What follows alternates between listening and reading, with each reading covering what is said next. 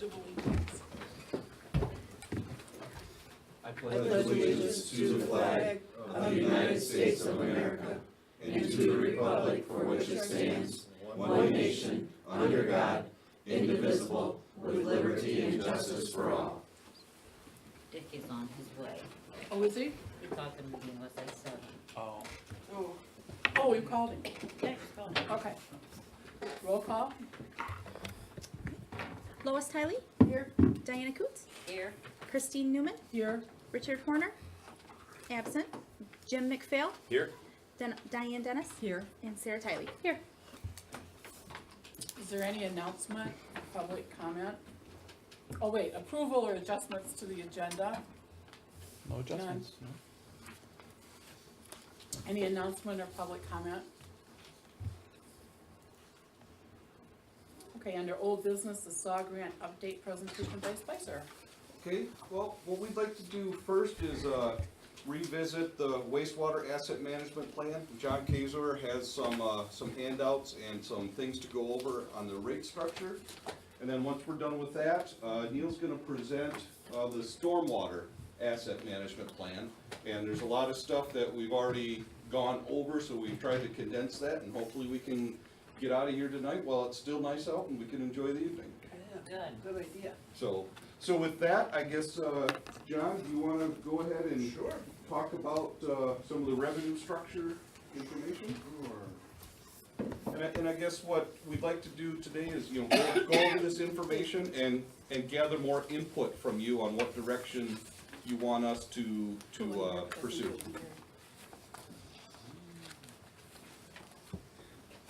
So, at the request of council, after our last meeting, I did print things. Not something I enjoy doing. Thanks, sir. You guys mind sharing that? No, one? good.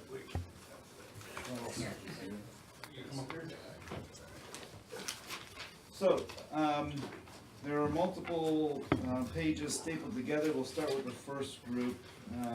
What I've done is I'll talk about the kind of the base model, and then talk about 4 different scenarios in terms of level of service and rate structure. This is just 4 of many that we could do, but we need to start narrowing down the level of service, and then we can focus a little bit more on the design of the rate structure.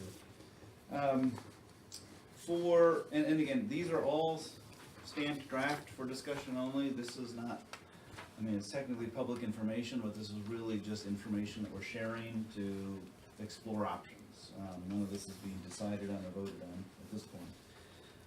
So for the first few pages that you have here, the top page is the assumptions that we're using to forecast the operating budget for the sewer fund. So in the next 2 pages are the actual sewer fund, several years of history, the current budget, and then some projected years going forward through fiscal 2029. So we have about 10 years looking forward. And I'm just giving you this so you get a sense of understanding how the baseline operating budget is being forecasted. And I'll just go through some of these. The general inflation, and this applies, you'll see on the second and third page in the left column, or the right column, I guess, which assumption is applied to each line item. So you'll see in that column, it'll say under the expenditures, it might say retirement, or wages, or medical, 0 out, same with up in the revenues. For the revenue, the sewer charges are being calculated in the model, so that's not an assumption itself, but it is being calculated. And then on the second page, we have the actual debt and capital outlay that we're using to forecast where the costs are going. So general inflation, we're looking at 2% growth per year, and these are just standard postage, insurance, those types of costs that tend to go up with inflation. Wages and salaries, I've used 2% per year. You might have some years where it's more, some years where it's less. If you think it's gonna be more, please tell me. If you think it's gonna be less, let me know. But 2% seems to be where a lot of communities are right now in terms of looking forward. What I don't want to get into in any community is labor negotiations through the model. These are just scenarios that we're running. We're not doing labor negotiations. Medical and dental, this cost keeps going up. I've used 5% per year cost increase for that benefit. Fringes is applied, I think I actually took that one out. I'm not using that one anymore, so can ignore that one. Wholesale water from the cost from the city of Saginaw, and obviously this doesn't apply to the sewer side, but it does impact the water side, 6% per year increase there, and obviously they will come out and give you their rate assessments every year, and you'll have to either argue with it or accept it. Retirement costs going up 6% per year. Again, this is just, everybody's gotta keep paying into their pension programs. Utilities, 4%, that's for gas, electric. And then administration, that's kind of the rent that the utilities pay, 3% per year. And then you've got surcharges to the outside customers, 200%, and on the bottom of the last two assumptions we're using, starting with 2.5, going up to 4% for the interest on any debt that might be issued at some point. And then the bond issuance costs, that's just, there's always a cost to issue debt, so we're assuming 3% of the actual bond. So all of these assumptions do not change in any of the scenarios that I'll be talking about on the next pages. But that just kind of establishes the operating budget. If we go to the next page, in the upper right, it should say moderate level of service, add sewer RTS. It's got the little green and yellow on it on the page. The next packet. Yeah, the next stapled together pages. Oh.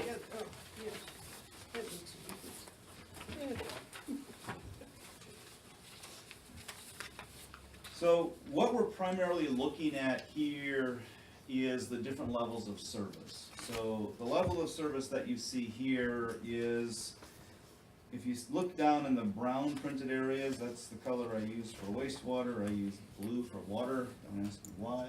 It just seems to make sense. So for level of service in that green box, the right-hand column, you'll see labeled LOS. We have different levels of service, high, medium, and low. Low is the basic lowest level of service. Medium is somewhere in the middle, and high is obviously the most expensive option and gives you the highest level of service in the end. So in this case, we're looking at a mix of high, low, medium, and this is based largely on the conversation we had at the last meeting.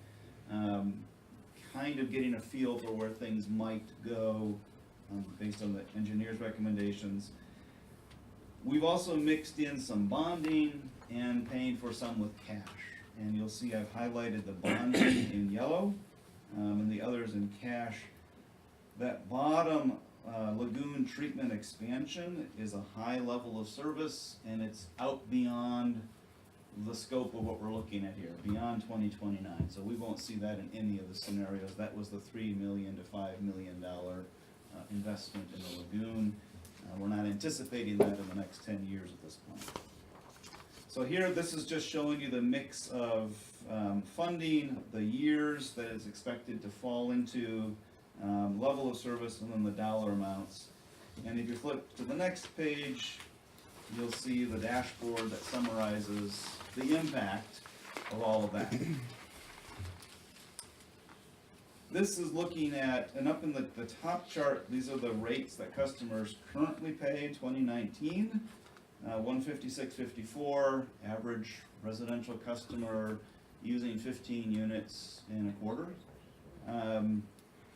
Going forward, we're looking at somewhere around 10% per year increase to fund that level of service. 10% per year for the next 10 years. And you get up to, out in 2029, you go from 156 a quarter to 412 a quarter. That's revolution. Can I ask you a Yes. question? How many customers do we have? Did you tabulate that at all? How many total? I did. I don't have it in my head though. Do you remember, Jennifer? There's about 945 900, bills that yeah. go out roughly. 945? And the vast majority of them are residential. You do have some apartments and commercial, but not a lot. So this is looking at the impact on the bill. And again, this is water and sewer. If you look back on that page with the capital, you'll see at the very top, I have made very preliminary, very rough assumptions based on water capital. The water asset management plan is still being developed, but this shows $1.3 million over the next 10 years invested in the water side. Now, it might come back that you need to invest more than that, which is gonna impact all of this, but we are looking at water and sewer, so I wanted to put something in there on the water side. Yes, it is. So those are the assumptions on the water. As the AMP gets developed, we'll have to tweak those. I know, but you know, the first thing I do with that is divide it by 3 and bill monthly.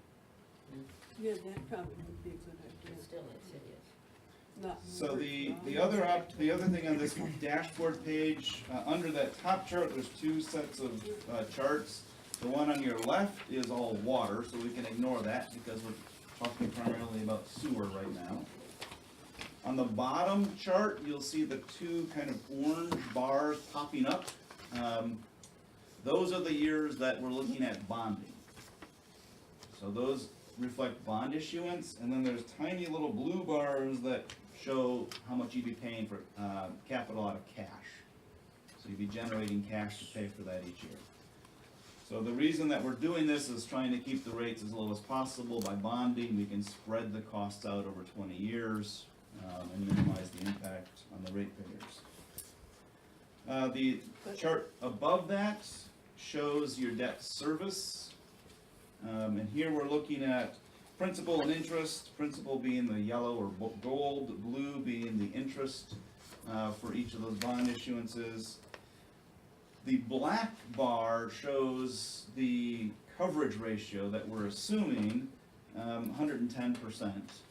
So we want to make sure that you've got enough coverage each year to generate 110% of the principal and interest payment. That's often written into a bond covenant. It's not included in all of them, depending on how you structure the debt. That red line shows what your actual estimated coverage ratio would be each year, and we're trying to keep the red line above the black line. So we can achieve that starting in the second year of the debt service. If I wanted to cover it in the first year, we'd have to raise that first year rate in 2023. We'd have to go from a 12.5% increase to probably something like a 20% increase. So again, we're trying to smooth things as much as possible to fit them in there. It's difficult to make all of the charts look just right. The blue shaded chart shows the, did you have a question? I do. Yes. Does this all assume double rates on the out of village residents? You've taken all of that into Yes. consideration? Yeah. There are not very many. Well, But yes, Okay. it is. What does CIP mean? Capital Improvement Plan. Okay. Just real quick, John, in that 2029 year, it looks like everything is really high, but that's because it advances the rest of the amortization, right?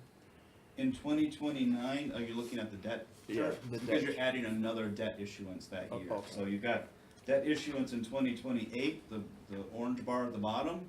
You make the payment starting the next year typically, which is 2029, so your debt service doubles. And your rates have to catch up to that. we'll have 2 bonds at that time. Right, at that point you have 2 bonds. And again, this is just sewer. There might have to be something on the water side that we don't know yet. And again, the purpose of this is to try to keep, rates, as low as possible and without a big jump and then leveling off. It's trying to keep a steady increase. If you were to say, do, all of the bonds in one year, say you did, twice as much in 2022, your rates would have to be Substantially would higher. have to be substantially higher, to cover that large bond. So And when we'll you go get back into that. to the Right. first page, Yep, the first bond is gonna be just for Sunview Drive sanitary sewer? if you look at the column for 2022, I've clustered 4 bonds, 4 projects into that bond issue. So there's the Sunview for 420,000, pump station number 1 for 500,000, effluent valves for 250, and the primary influent structure for 75. Okay, where does it tell me that? Yeah, I'm not saying that either. Let me come over there and show you. Okay, So we've got this bond associated with this year. yep, So that bond, that amount would be bonded, and then down here, this bond, we bond that amount that year, and we bond 250 that year. and oh, we you've got the bond 22s 75. again in the row. These don't go in a row, I got you. So it's these two, Right, and you can see it in this column here One. too. okay, okay, Oh, okay. And then the other bond is gonna be out here, and you'll see the total bond amount down at the bottom here. okay, So you got a bond there and a bond there. okay, That's right. sorry, just got a Nope, little it's confused. a lot to learn how to read it all. It's gonna take Yeah, forever this to should go be able home and to- look at it and try to figure out what This it's is how we're what. paying. you know, but Yep. This is yeah. how much we expect. to I pay. think you'll figure it out pretty Yeah, quickly that's once they all get through a few more of them. Okay, So, yeah, they're high. So, and again, on those bond issues, I just wanna look back at that first page again. For the Sunview, that's a high level of service for the 420. For this pump station number 1, that's a high level of service. And then for the effluent valves and the influent structure, those are both medium level Yeah. of service. And we'll get to some scenarios where we change all those and you see a different picture in the end. But these are the ones we talked about last 2 Correct. weeks ago, okay. Correct. And I just want to finish explaining what these other charts are on here so you can get a good orientation to them. The one with the blue background is the cash in the sewer fund. So your green lines are the cash that you have now on the very left, and then what we're forecasting the cash balance will be. That black line is the target. We're trying to make sure you've got reserves that you're gonna have for your debt service, for capital replacement, and for O&M. So there's always something there to reach into should something arise that you need some money. And again, the bond covenant's gonna require that you can have some sort of reserve. And I'm assuming 125% each year. The top chart with the green background just shows the cash in and out each year, and you'll see in this case the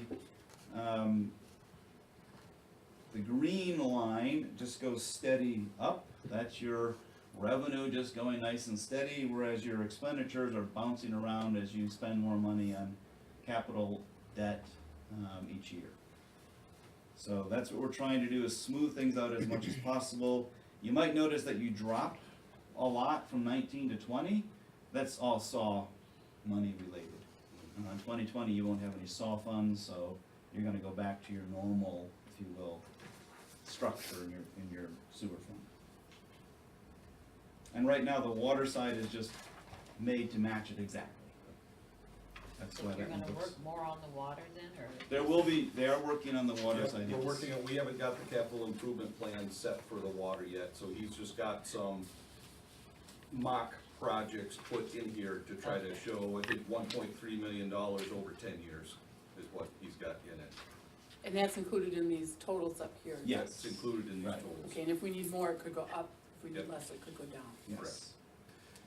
And if you notice, you know, I think what John was trying to do in this particular model was show about 10% increase per year. And with about a 10% increase per year, you can do all the projects that are listed in your capital improvement. Unless everybody moves. Does this, does this It's include? expensive, absolutely. Does this include, I lost my train of thought. I'm so sorry. I'll think of it again, go ahead. So on the next set, and I did try to color code them a little bit, so it's kinda got the green on the upper right corner there, green marker. And it's labeled moderate level of service, no sewer RTS. So that first one I showed you, I put in there a ready-to-serve charge for the sewer, which you don't currently have. And that's part of the cost at the top? Yeah. Okay. And I also reduced the minimum bill on the sewer. So you're now, it would be, it'd match the water, 5 units per quarter, on each water and sewer. So that's how we're shifting some of these costs, so that the customer's not burdened too much. This one says, okay, what if we go back and we say we don't want the ready to serve, what's gonna be the impact? So it's the same capital page on the front, still 2 bond issuances, everything else stays the same there. But you'll see on the next page, it's a much more confusing increase on the customer side. This is looking at your average residential customer, 15 units per quarter, billable water and thus sewer. Because we've taken out the ready to serve, you have a much higher increase, particularly once the bond issuance starts in 2023, or the debt service rather starts in 2023. Your rates go up 15, 15, 15, and then 45%. So this is one benefit of having the ready to serve, is we're taking some of the fixed costs and allocating them more appropriately to some of the larger customers. So we're taking that burden off the residential customers to a degree, and the larger commercial customers pay a higher amount for their system and their service. By having a ready to serve? Yes. So right now, without the ready to serve, a car wash or a restaurant is paying the same as a home. Except for their meter sizes. For water, that's true, but for sewer, Oh, they're it paying the doesn't go same. Oh, I didn't think it's been so long. So Okay. the reason that we want to bring in the ready to serve charge on Yep. the sewer Gotcha. side is so that those larger customers have a higher fixed cost. And they would be charged by meter size then too? Yes. And Oh, we it's use still them. by meter size too? Yes. Okay. It's typically the way it's Okay, on sewer. On both water and sewer. on both water Yes. and sewer, Yes. okay. Correct. And I'm assuming using the AWWA, American Water Works Association's meter ratios, which is slightly different than what you're using now. That's what we wanna use. So this is just an illustration of what happens if we get rid of the ready to serve charge. I don't wanna spend a lot of time on it because I don't think we wanna go there. It just seems too burdensome for the residential customer to do that. But you have the option, and you can see out in 2029, the first scenario I showed you, I think we ended at 412 per quarter, and this is 523 per quarter. So 532. 532, sorry. Now, why didn't you remember that one number? I just, I couldn't even read it right. you know what, I could not imagine dealing with this many figures. Hats off to you, I'm serious. I deal with thousands of numbers every day, and I can't remember all of them. No, I wouldn't think. Moving on to the next page, and this is the one with the red markings on the upper right, and it's labeled high level of service sewer. So this is assuming, well, let's just throw everything at it and go high level of service on everything. And you're laughing because you looked at the second page without the first page. Scared to death. That would require a 100% increase. You would double the rates next year. And then after that, it's only 8% a year. Moves out of town. Yeah. Then you'd be dealing with an entirely new council, because somebody probably comes shoot all of them. Yes, Yeah, I would be. And again, this is obviously not something that we're trying to get to, but it's just showing you, if we tried to get there, this is the implication of it. It is something that we need to be looking at, and we need to have this information. shortly, just Yep. quickly, Yep. glancing over. We need to know what the range of options are. Yeah, This I is agree with this that. is the range that you say, no. I'd have to move to town. I agree with you there. We don't Well, need to go this is completely where I separate. wish there were people at this meeting. Yes, yes. So they could actually see what's going on, Right. how hard it is. So the last one with the blue markers on the upper right, low level of service on the sewer. And this is assuming that we take the lowest level of service on all of those capital projects that Spicer has come up with. And we go to the second page. And instead of an average of about 10% a year, we're now looking at about 9% per year increase.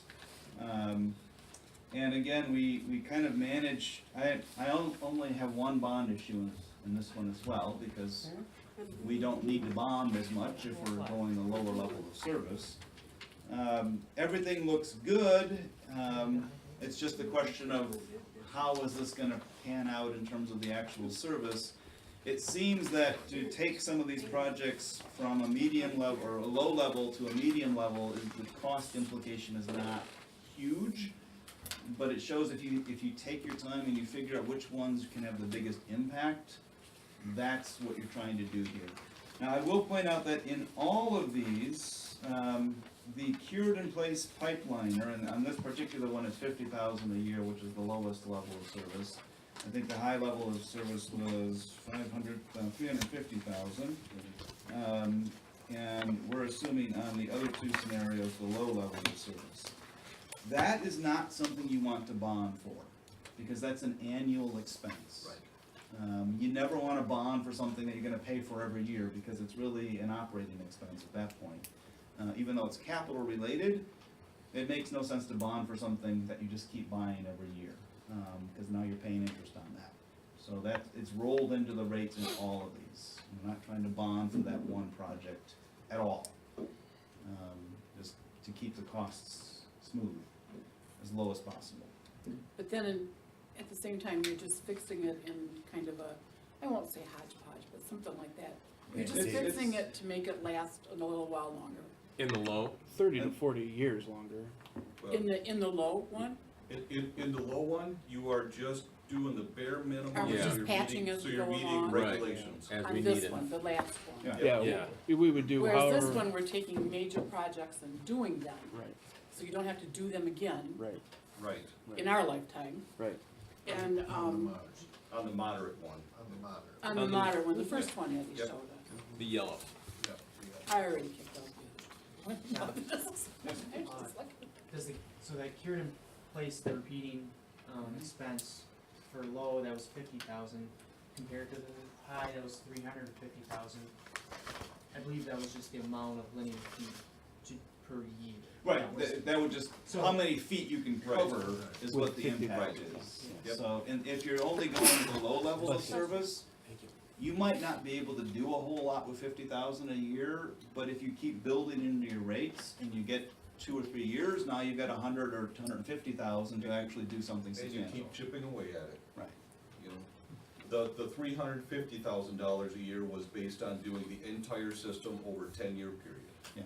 Okay, but if you're looking at the first scenario and the last scenario, they're identical.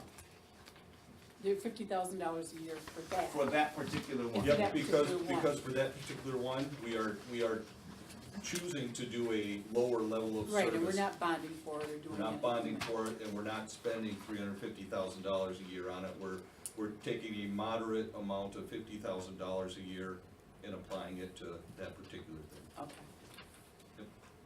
Don, how much would that cover? If we go with the low one, would that cover our bad spots? It's gonna depend on when you bid it out, what the cost is, and then, it's Each gonna year. change every year. To put it in perspective, the stretch we did between, Sunview to the south was about $12,000. That was one block. So with this $50,000, you're looking at 4 or 5 blocks. Over, Each Every year, Nine every years. year you're doing 4 or 5 blocks. mhm. Yep. Or And- or maybe. Some aren't as bad as others, so they can wait a while. Correct, so what we would do is. And we know which is which. We would pick and choose and, you know, do the more critical Right. ones first. Yep. And Prioritize just which ones are the Yeah, biggest. 'cause we areas. know that's chip what- away at it. And like John said, maybe one year we don't do it, and the next year we have $100,000 to do a little bigger project. Okay, So, And by doing that too, you're gonna slow down your infiltration, so your capacity might become less of an issue over time too.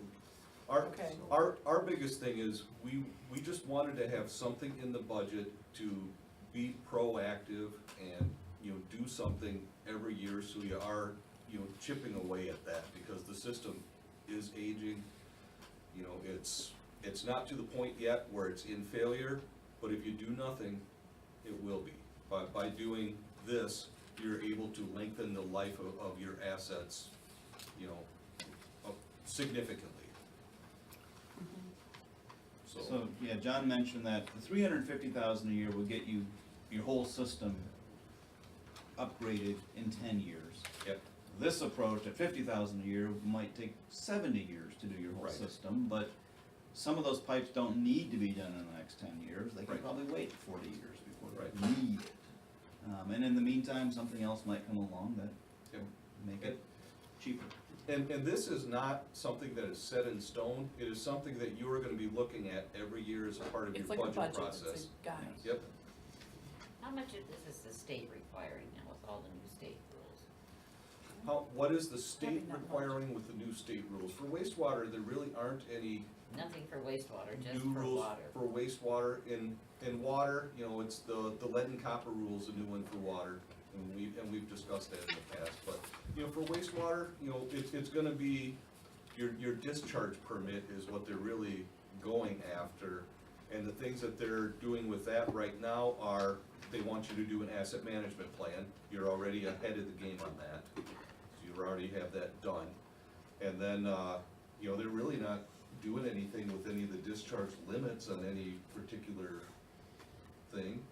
They're gonna be looking at PFAS, but other than that, Looking at what? This, it's a chemical that they're finding in, fire retardants and things like that. Scotchgard. yeah, this is, it's for us, it's not really for the state. This is Okay. something we're doing Yes, for the good of the village. Okay, that's what I needed to know. Disregarding, yeah. What, we will submit a report to the state saying, well, here was the CIP, we're gonna submit a certificate of completedness that you've Okay. completed a asset management plan. The state will not get a copy of your asset management plan. The state will just get a one-page Okay, certificate of completedness and a That we summary. looked at to it. show that we're interested. To show, to show that you've met the requirements of the SOG grant. yes, Okay, yes, exactly. And But I this is still- part of the requirement, that you've actually looked at funding the capital plan. that- Correct. yes, I still ma'am. wanna say it's important to, when I had the luxury of writing the budget, the whole thing was, oh, the sewer system, that's brand new, who cares? Right, And see, it's right. not that way anymore, No, so It's you 50 gotta years care. old. And this is, Yeah. it's not so much to comply with any kind of state requirements, but it is a public safety problem that we have to keep up on because, And I certainly tried to put Yeah. money in buckets, I mean, I like to Yep. put money away, Yeah. so. yeah. If the sewer system backs up, then it will be a state problem. Yes. And they will be coming down with consent orders Mhm. and we don't wanna get there. No, we No. don't want that. If your Maple Street pump station fails, then Yep. we all have problems. Okay, On the other hand, we don't need a gold-plated Cadillac system either. no, No, but there are but there are things that happen. expectations for having a village. Yes. Yes, I mean, that going, you have certain, that makes us different from a township and Correct. rural. I mean, Yep. we do have expectations that Right. we need to Your- provide that. your customers, your constituents, they pay a sewer bill and they expect it to work when they flush their Yeah, toilet. they want running water and they want it to go somewhere when they're Yeah. done. And that's, Especially if they're paying this much money. Yeah, Yeah, yeah. It's like, yeah. but even on that, I mean, Seems it's, a lot. I still go with, we've been really good on our rates. We've been really good on our rates and the quality of water and everything that we do and provide the service. I mean, our sewer, we haven't had a few, we've got some major breaks, but we take care of them and it goes away. But, like, And maybe we've been if too we don't careful fix it and sheltering. repair it, Maybe we've been too rebuild it? careful sheltering the residents and I how much think they so. pay because I do. when they got what looked like large, we took the garbage off and threw it somewhere else on their taxes to make it look small again. So, that's what I said, the first thing I do is divide it by 3 and, I Yeah. Well, bill and monthly. I mean, there may be people who, say they're gonna move out of the community if the rates get that big, Tell them but to try Mount Rose. but when they shop around to identify the communities that have lower rates, they're not going to find very many, and the ones that do, they don't want to live there if they're accustomed to a particular standard of service. Mhm. But also, I've been seeing in the magazines and articles and stuff, the ones that are actually doing the new construction, you know, they're rebuilding their infrastructure, and those are the places they're saying, these are the places you wanna move. So, And their there rates is are, a, their there is a rates are higher. turnaround on that. Yeah. And the other thing that this doesn't take into consideration, because we don't have a crystal ball, is that if we choose a low level of service for all of this, what is the cost going to be when we have a catastrophic failure? Right. It could be $1 million in 1 year that we have to try to pay out of cash. Well, well, yeah, because you really can't take it though from anywhere else. You're not supposed to take it from the general fund, but I know they can make. The you do general that, fund can kick in for that. Mhm. Of course, the sewer rates would but have to that's then not the pay it idea of back. budgeting. This Right. is supposed to be taken care of by the sewer fund. Yes, But exactly. then- Low then level you're of service losing a just keeps level of pushing it service off. Somewhere else if you take out the general fund. Right, Right. exactly. Right. Everywhere else.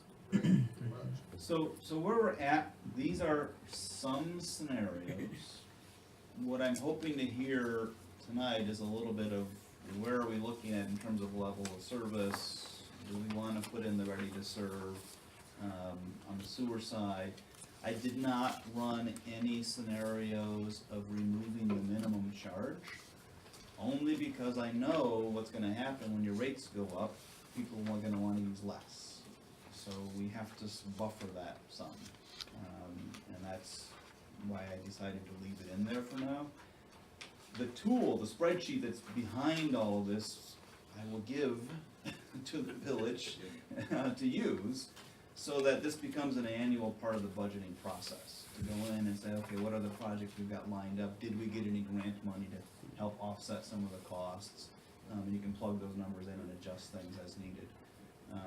But so this is a tool that can be used, but we need to figure out what you as the council really want to see in the level of service, and then in the rate structure as well. Oh, John, one scenario that I think we would like to see, as well as the council, would be, instead of doing 2 bond issues, you know, what if we did one, you know, $2.5 million bond issue up front? You know, how would that affect rates? You know, that, I did that, it's Something not like pretty. yeah, yep, And that's why I yep, pushed it So it out. really does affect how much you do at one time and when you do it. Yes. absolutely. Because there are some communities that I've worked with that have substantial cash reserves. And to say, okay, let's do 2 bond issuances, or whether one early on, they can take that $500,000 or whatever they have in their fund and use it to damper the impact on the rates for a couple of years, so that rather than doubling the rates or raising them 60%, we can get it down to a 10% increase and smooth it out over time.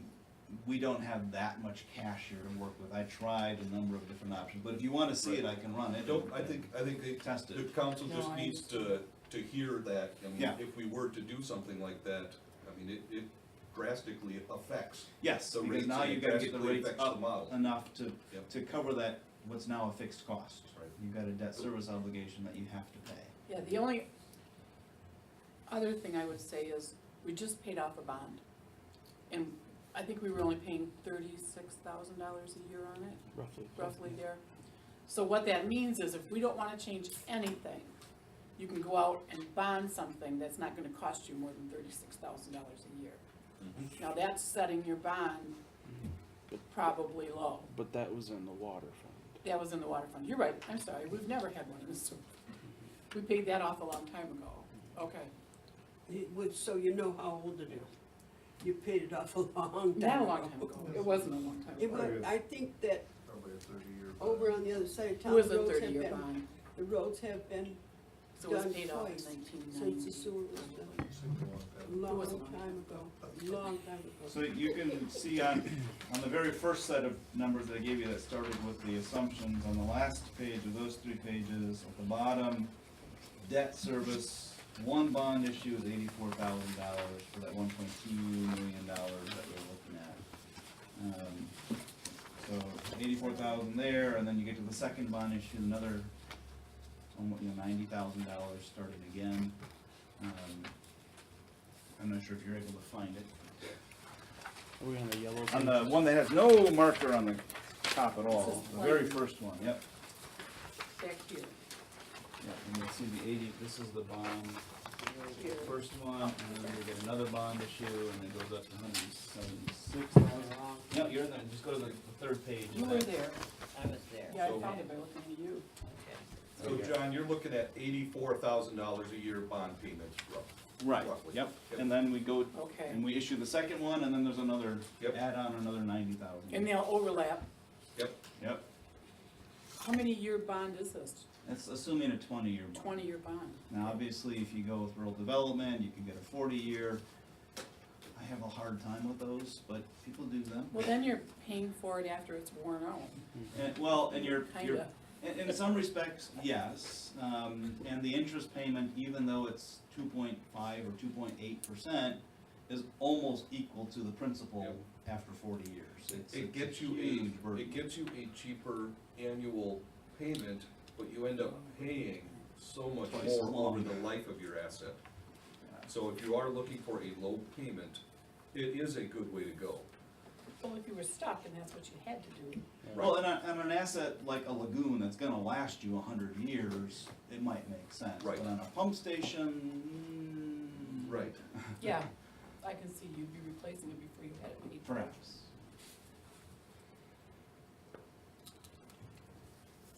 So there are many variables in all of this. Like you noted, there's a lot of numbers to look at, but we're trying to move the numbers in a way that makes sense for every community that we work with. And I think right now, our recommendation is to look more towards this moderate level. I think that's more of the model that I think we're headed towards. But we need more input from the council on, what your thoughts are. Is there a maximum amount you want to increase rates? Is this all just way too much money? We need to get some input from the council on where you want to head with this. Well, before I would say yes or no on anything, I would have to take this home. Absolutely. Take it apart Yep. and then have a whole bunch of questions. I probably bug Matt and Yep. everybody all day long, but, Yep. And we but want I'm to still not revisit. understanding. yeah. We want to revisit this again. We probably should schedule another meeting for next month, and we should be revisiting this again. We will need to make a decision, Next month. before the summer's out, I would say. Well, I'd prefer to make it before the summer starts, Yeah. personally. Do you think tonight, what do you have to say, Matt? I think that there is, just from understanding a little bit about how the council has made decisions in the last few years I've been here, there's gonna be some changes to the level of service on some of the big stuff and more maintenance items to try to reduce our capital needs. So maybe increasing the annual contribution towards the cured in place piping in some aspects, and then choosing a lower level of service for some of the other stuff.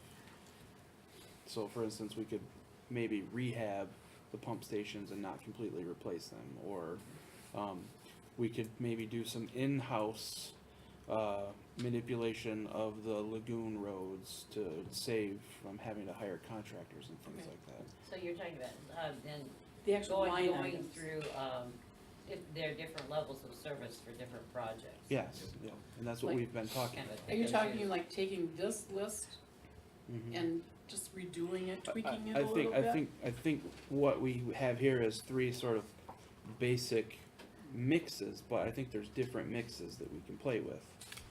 Do you think we can throw out the top one and just forget about that one altogether? Let me look at The that. high Where level everything is the service. high level? Oh, I think so. Yeah. Yeah, And let's put it I down to think- fewer papers I per think- aspect. I think honestly we can, throw out I think we get down to two, and all I think we can too. yeah.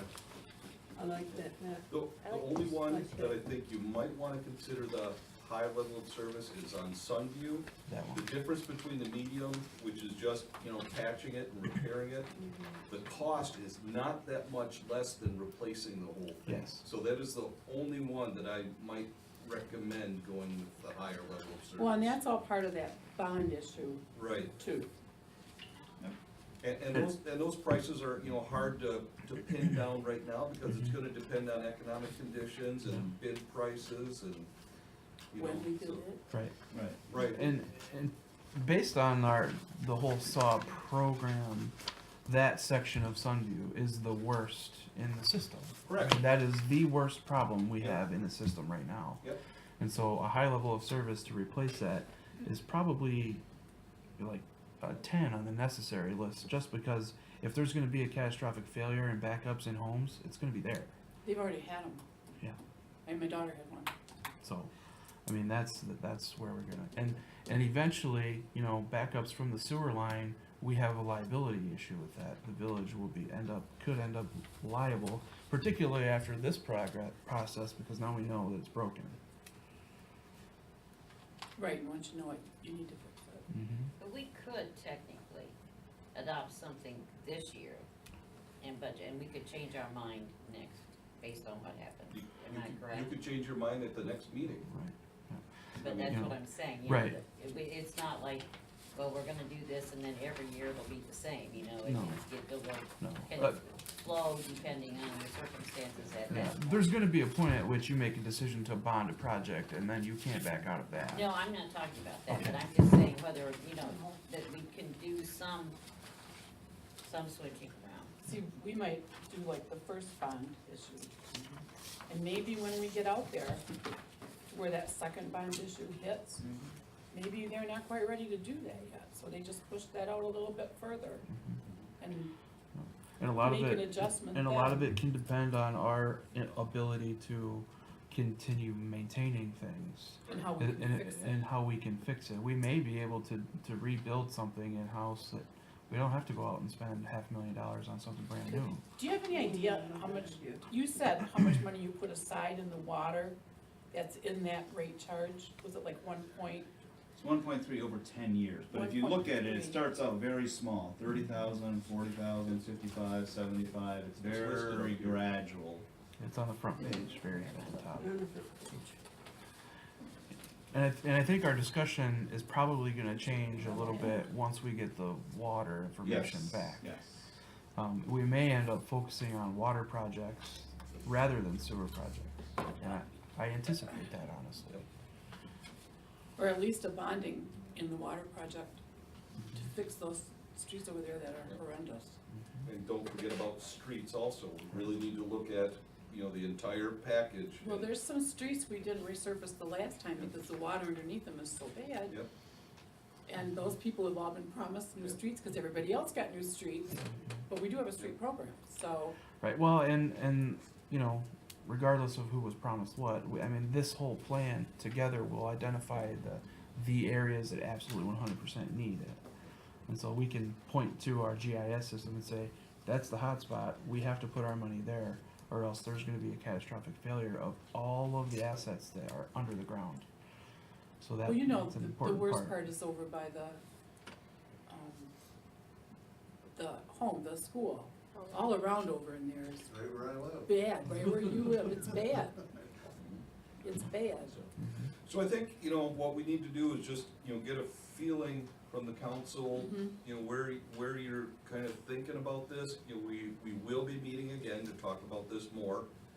We'll be talking about, the stormwater system later on tonight. We'll be talking about the water coming up soon, streets. We were gonna be talking about that, and then we need to put all this together, so when it comes to next, budget cycle, we can look at everything and figure out where the village wants to go. What is your vision for the future? And what's it gonna cost? So, And John, when you propose like this rate, how do you, when they adopt a new rate, do you expect them to adopt a 10-year plan, or is it a year by year? I prefer a year by year. So if they got 5 years into it and okay, we're doing better than we thought, Oh, yeah. maybe they could buffer the increases as we Absolutely. go or something, so. And there are other communities that have said, we're the council making the decision, we're gonna commit ourselves to 10 years of rate increases, and we're gonna approve them. Now, any future council has to go back and change that, otherwise it's on autopilot for 10 years, which is not the worst thing, it's not the best thing. So I think the challenge is making sure that the manager and the council are working together with Public Works to make sure all this keeps going. Because it gets tedious to have to keep raising rates, but it's where we're at. Well, That's once the we get world. going on it, we should have a good idea what where we're gonna be 3 to 5 years out.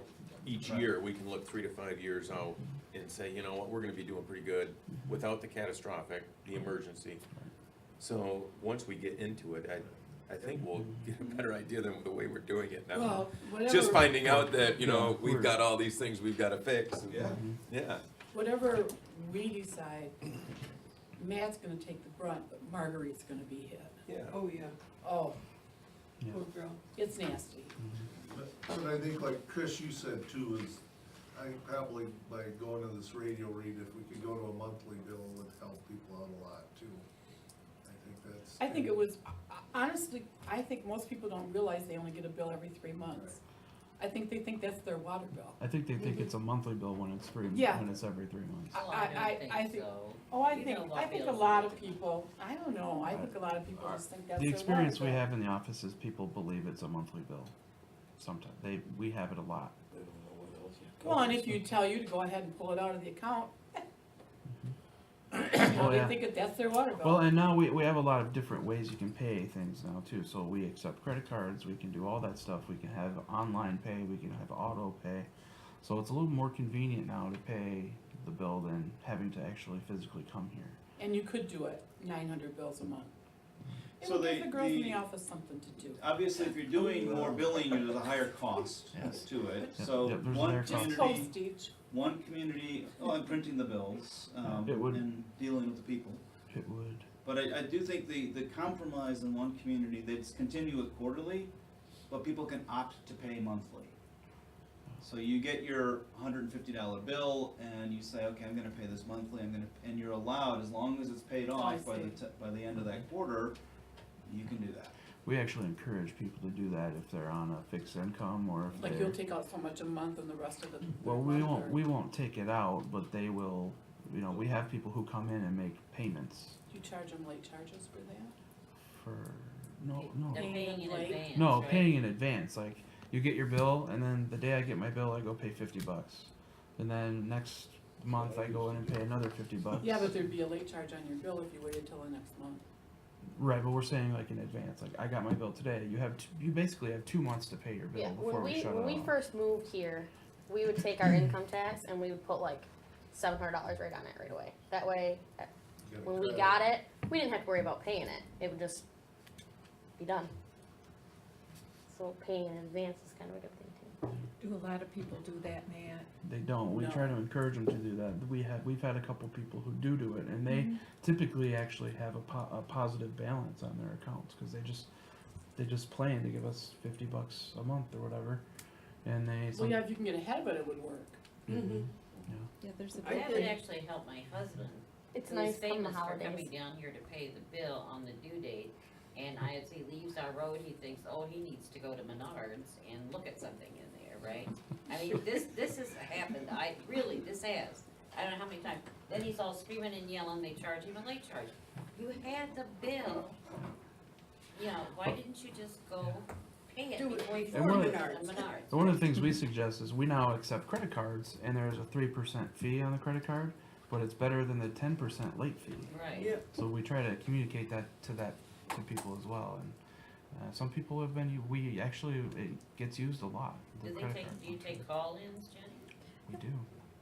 So somebody could just call you and say, I don't feel so good, you know, can you take it out of my credit card? And we found online too that they can actually pay with a check, so they can enter your routing number and your credit card number.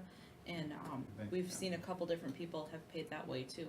Is that confusing with all the different methods of payment that come in now? No, it just comes on a report and we go ahead and reconcile both of them together, and it's pretty Does the easy for check- them. Check get charged at 3.5% too? It's actually a flat fee that we've noticed so far, $3 of all the e-checks that we've seen. So there's been 3 or 4 of them, and it's all $3. So I don't know if it's cost them less money to process It's a more e-check. convenient though, it's so much nicer. I don't know, I just, if you take So it out. I wanna just say again that I will, I'm probably pretty close where I can send you guys the spreadsheet.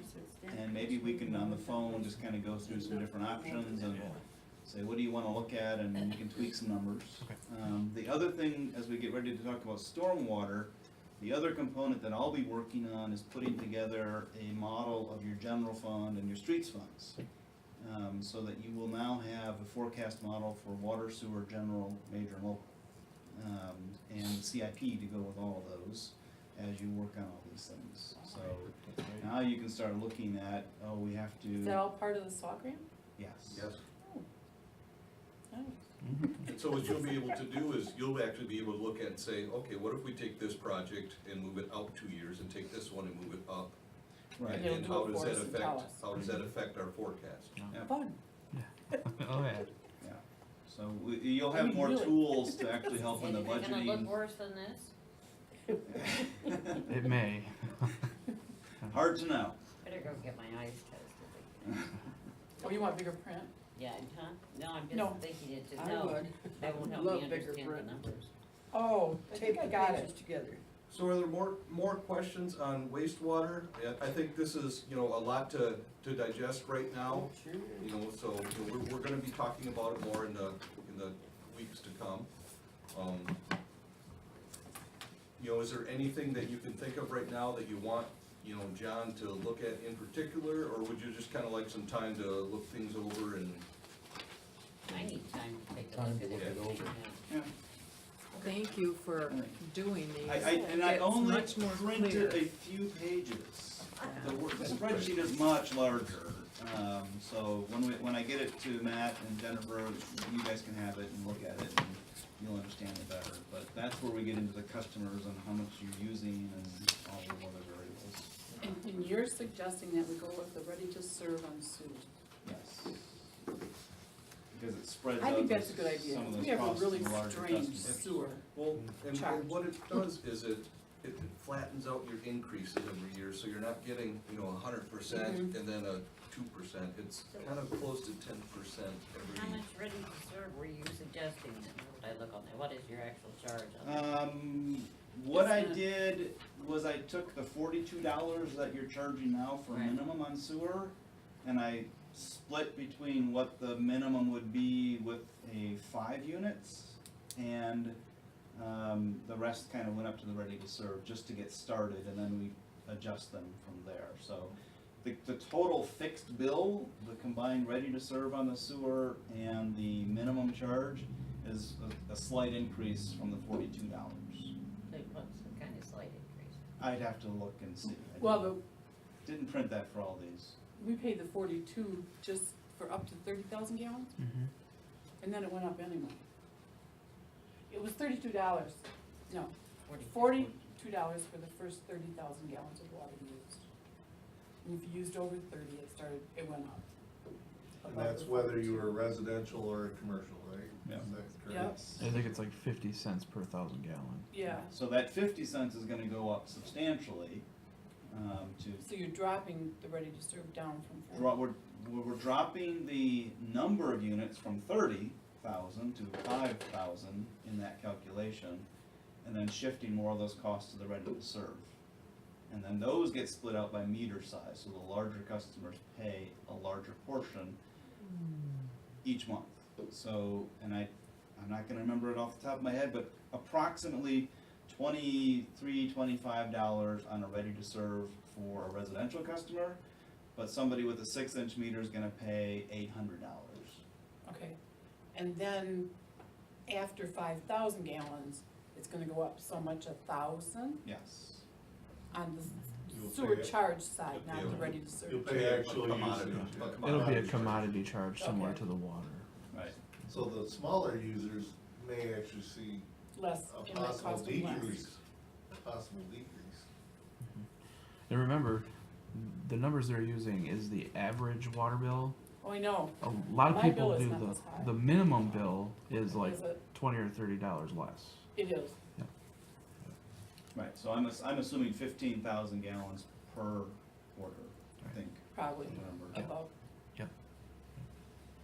Yeah, Okay. but my bill is less than the 150 something. I think maybe they give you a break over there. I think we need to investigate We don't get a that. break on Woodlawn or anything. All right, I'll let you guys start talking about stormwater. Okay. I'll sit down and. Thanks, John.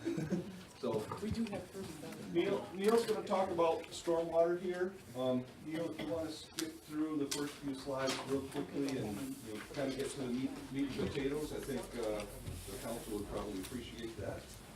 Yep, So- so this is, some of these slides might look pretty similar to the wastewater asset management plan. This is the stormwater asset management plan as part of the SAW grant.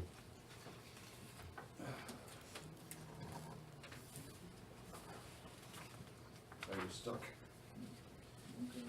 I like his abbreviation for stormwater asset Swamp. management plan, where it Swamp. says swamp. Swamp.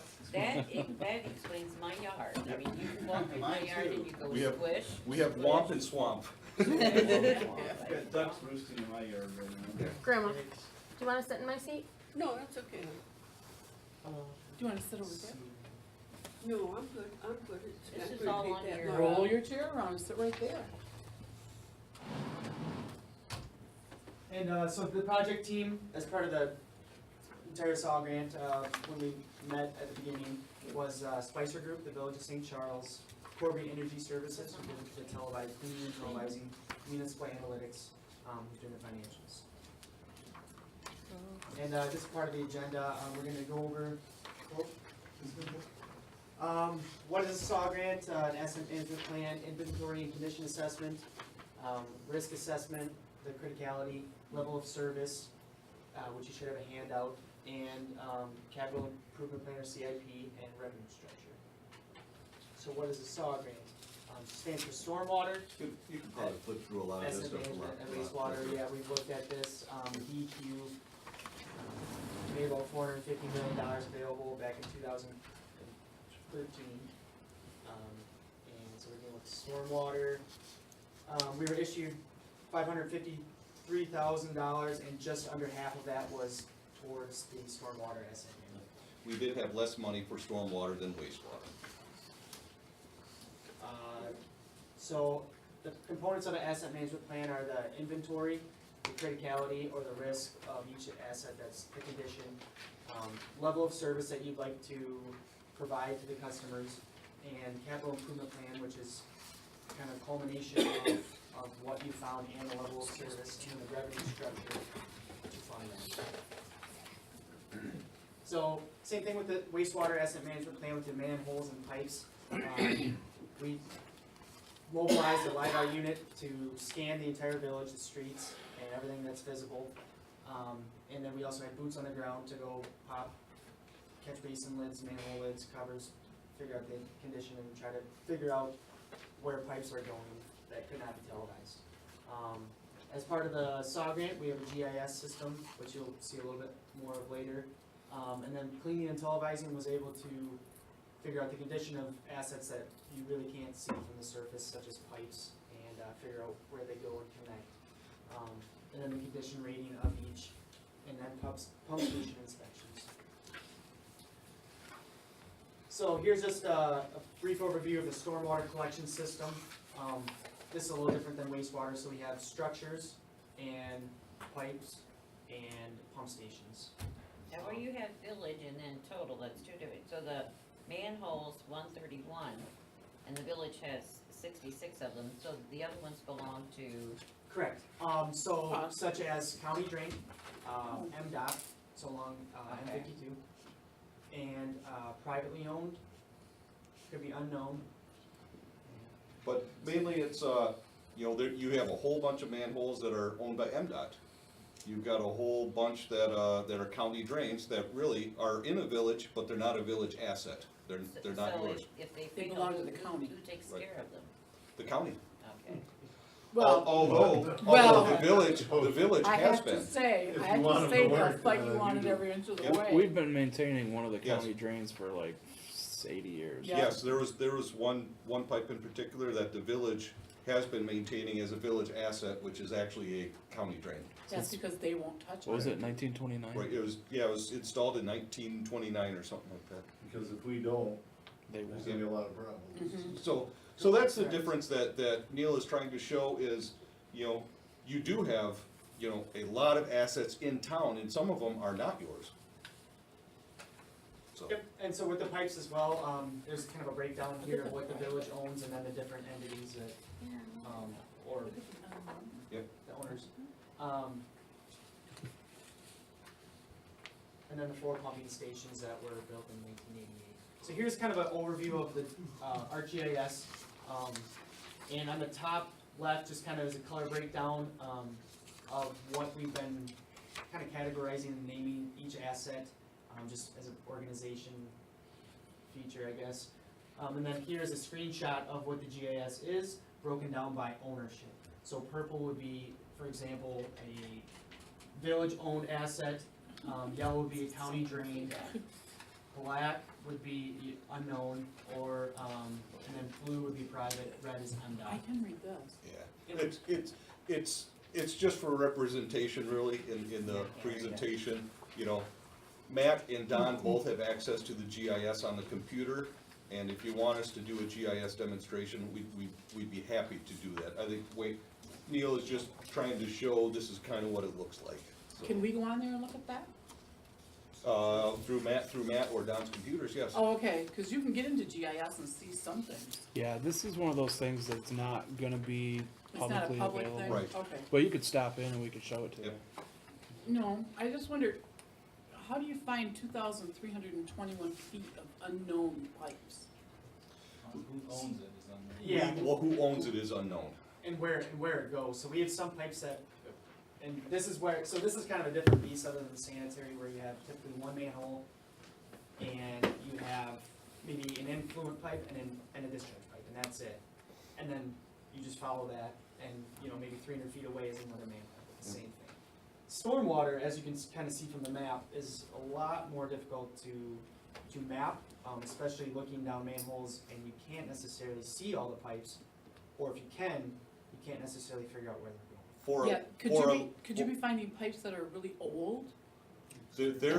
What we found were a lot of structures that had pipes coming out that we have no idea where it goes.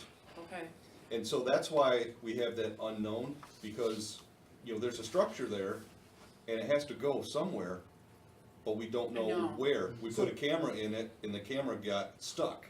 Correct, and so that's drawn in, that's drawn in on the GIS, but it's kind of just a placeholder, it's dead-ended. So Right. we can figure out a structure that goes in the other end of So, it. and with, yeah, well, and with stormwater, we did not have a lot of as-built engineering plans, where did you have wastewater, any?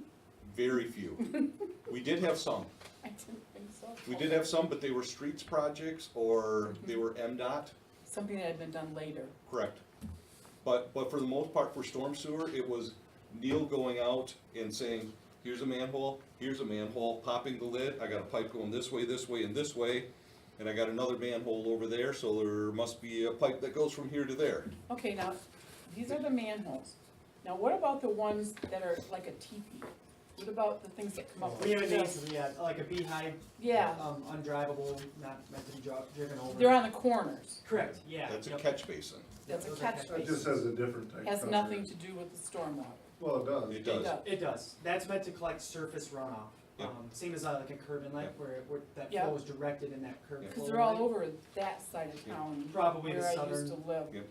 Yeah, A manhole would have a solid lid, so it doesn't Okay. allow water in. A catch Okay. basin's gonna have a grate to allow it water does. in. We used to catch frogs in Yeah. there. Okay. And then what Don't you we're remember? calling, No, Don't I you didn't remember? grow up here, I didn't catch frogs. what we're calling a curb inlets are the Oh, ones on curb and God. gutter streets Okay. that are in the curb. So we have manholes that have the solid lids, And catch those are basins have a basins. graded lid, and then curb inlets are in the curb and gutter. Okay, gotcha. So then again, it kind of even zoomed in a little bit further as another screenshot of the GIS showing an intersection of Hosmer and Saginaw. and kind of the storm layout at that intersection. And then here is some attributes that you can show given if you want to select a certain feature. So for this instance, it's that manhole right in the center there. And then with that, you know, so you can see, okay, located by the cover type, is it flush to grade, is it buried, does it need to be uncovered? The condition assessments with that, and then also to that is a link that the DPW in the field, from an iPad, within the GIS, can be right, standing over that manhole, click on the link, and then show an as-built. That's through Google Drive. If there's an as-built available. If, correct. And then here's just some more features, selection by attribute. This one on the left happens to be by likelihood of failure score, and that's color coded. And then, or you can pinpoint specific defects at that specific location along that pipeline. So when Corby Energy Services televised a pipe and starting at a manhole to another manhole and 50 feet in, there was a broken section of pipe. That defect appears at that specific location. Don, do you have the pictures that they took from all of this? It's in the GIS, right? Yep. So that you can look it up and see every Yeah, one of them, right? We're not, It's on Google Drive. right, Yep. we're gonna start using it more and more again. We're not quite trained as much as we should be. It's a lot of new technology. Yes, it is. There's a lot But of. we have all the information, yes. So at Corby Energy Services also did manhole scans, so they would, maybe you saw the truck, same as the sanitary, driving around and they would park, you know, right next to it, swing on an arm and drop a scanner down to the bottom and lift it up. This is just a couple examples, you know, so the one on the left, there is some, you know, looks like larger debris. The one on the right, maybe some sediment buildup, but that's a pretty good indication of what it is. These pictures right here are, imagine a manhole's like a soup can, and you take that soup can and you open it up flat. That's what these pictures are. So, Okay. so this pipe, this pipe here is actually the same pipe as this pipe. Yeah. Okay. So if you took that and just opened it up flat, that's what these scans are a picture of. And on these particular ones, they look like they're in pretty good shape, but you can see a lot of sand and debris in the bottom. So that would be in operation and maintenance. Yep. Okay. Versus a structural. So here's kind of a breakdown of the pipes within the village. By diameter on the left there, you can see, you do have some larger 42 inch, that would be over by the industrial park. And then a breakdown in, many of the pipes are 12 to 15 inch, and much of the system is reinforced concrete pipe, which is, that's very typical. A pipe that was, you know, gonna be put under a roadway, that would, and it's a larger diameter, that's what that would be, something out of the roadway would be like a HDPE. Right. And, you know, another thing we need to be looking at is the age of the system. We don't know. Most of the system, we do not know the age of it. There are no plans, there are no records. You know, it could be 100 years old. Some of the newer stuff, you know, is gonna be newer, and we do have plans on that. But a lot of the storm sewer in town, nobody knows when it was put in. You know, when the road was built, or when somebody built a house, they enclosed the ditch and put a pipe in. So, as far as age, we don't know. It's just the information's not available. That's scary. Anybody look at these pictures? You see manholes? This one. And the totals for pipes, linear feet, and even structures, I can almost guarantee you that's not the actual total. So there's still lengths of pipe and structures that we don't, they're out there, we know they're out there. What we were able to televise, there's about 21% of the pipes and everything that we know. It should give you a pretty good snapshot of what the rest is, so. And here's just a diagram, so we're gonna get into pump stations. All of your pump stations are pretty much the same thing. And that's just, they were built in 1988 as a flood structure from the flood of '86. Here's kind of a diagram of a detail of what these pump stations are. So you may see them typically built on also the dikes that were built around the river at that time as part of a FEMA project.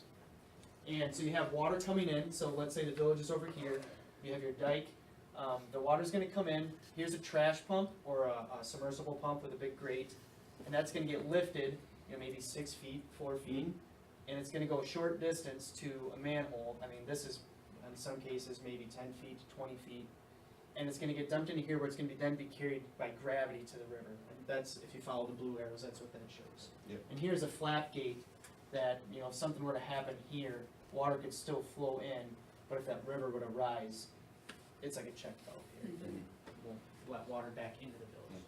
So what these stations are, versus a wastewater pump station where you're trying to, with wastewater, you're trying to take a smaller amount of water and pump it a long ways to the lagoons. This one, you're taking a large volume of water and pumping it a short distance. So this one would be a high volume, low head station is what they would call it. So it pumps, they could pump a lot of water in a hurry. Correct.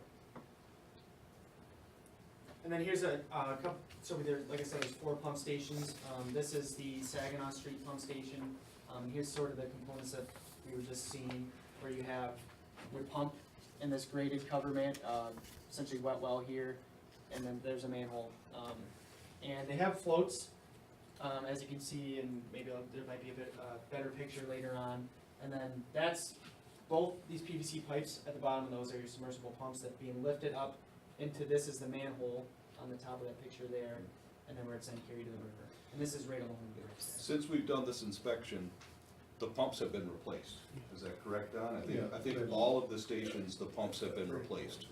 We did that. So with you've the got, budget you've got, last year. you've got new pumps, but you still have the same wet well, the same controls, is still electrical that was installed 30 years ago. But the pumps, 30 years. been 30 years. 31 years. Yep. So the stations themselves, again, the pumps are brand new, everything else is 30 years old. And a lot of the structures themselves, I mean, they appear to be They look good. decent shape. So the only pump stations we have for storm sewer is because of that flood mitigation grant? Correct. Okay. So you essentially have, the village as, think of it as with those dikes, a bowl, and now everything that falls, within that bowl, we need a pump outside into the river. Yeah, I know, I wrote the grant. And then here's the Water Street pump station, much of the same. This one I think gets quite the sediment backup, build-up issue. You can see some of these, this is just a diffuser, so your water's coming in here and it splits it, and some of that's corroded. Same thing there.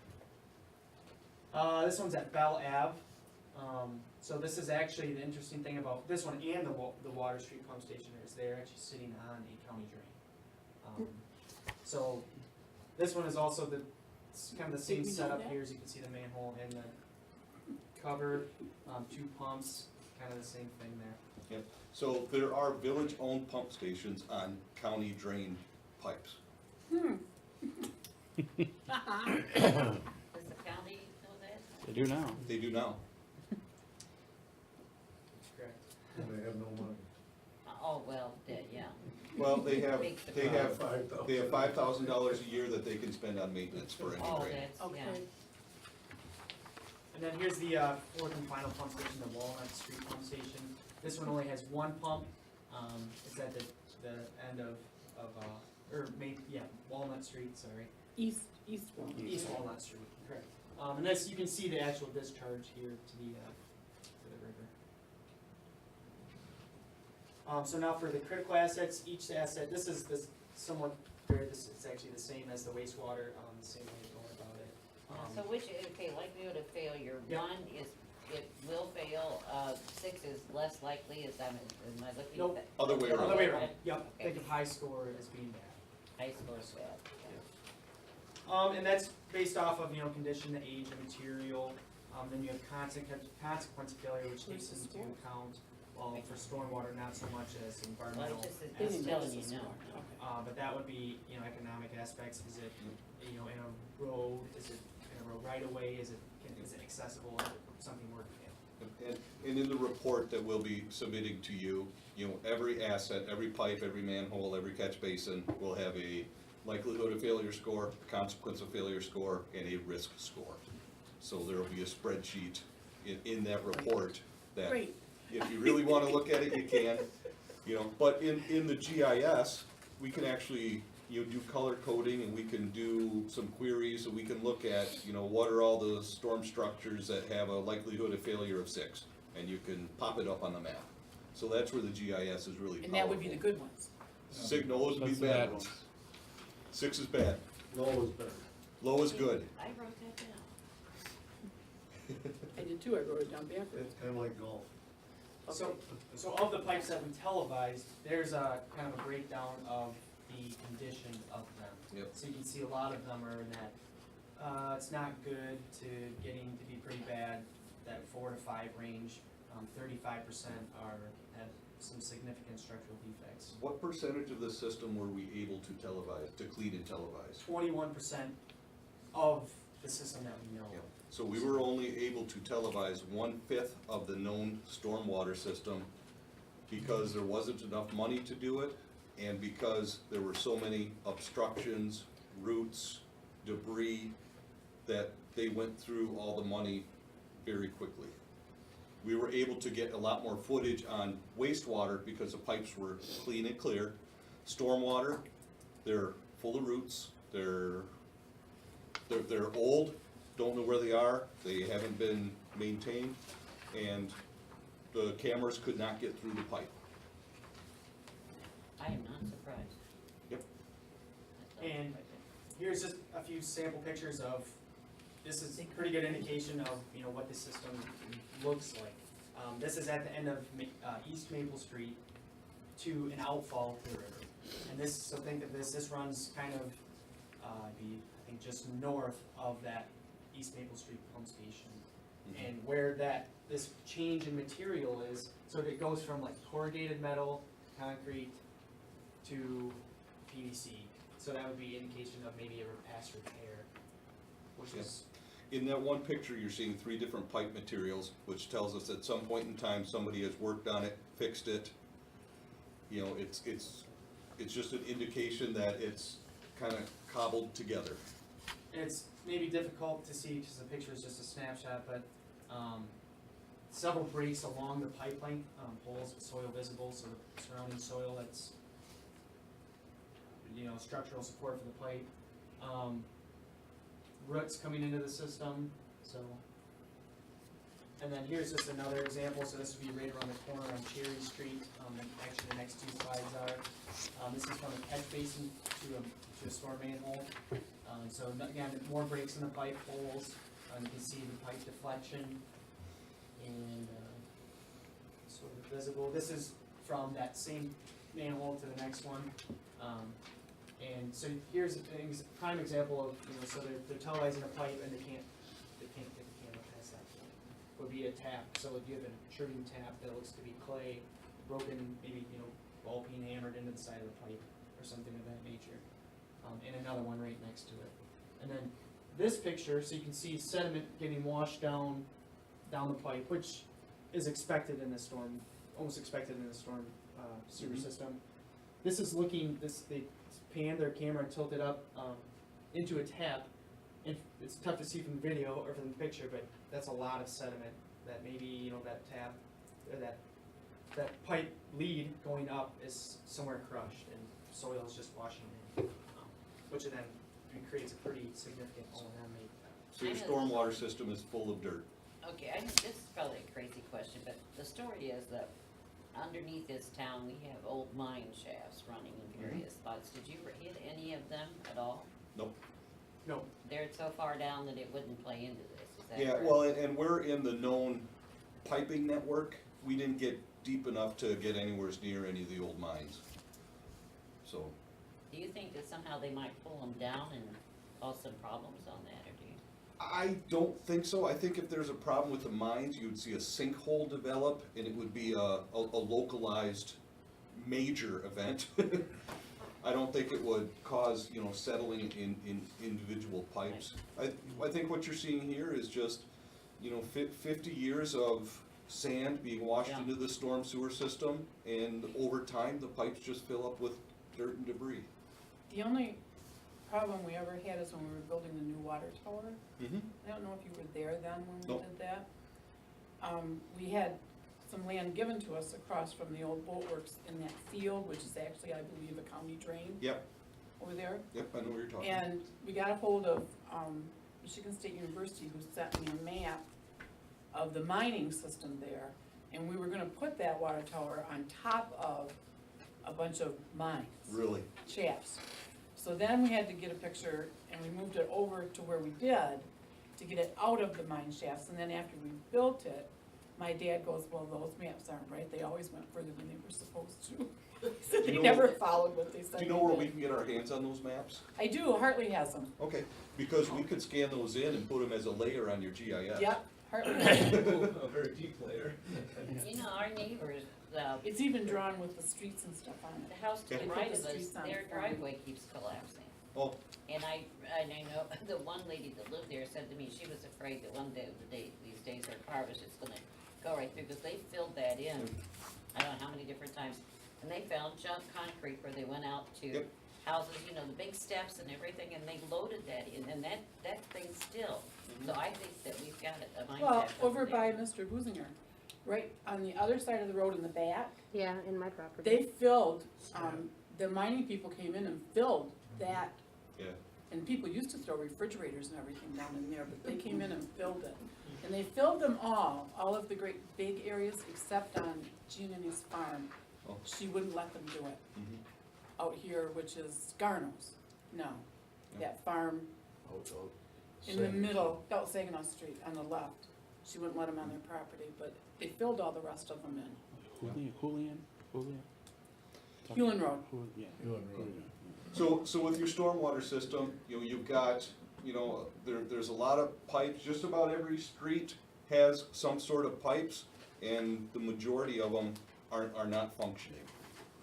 So that's really what we found, through the camera and televising and all the inspections that we had. Right, and here's just some more examples, so on the left, you have, a lot of it was, O&M maintenance problems, so you just have a sediment that's built up and, collecting in these manholes.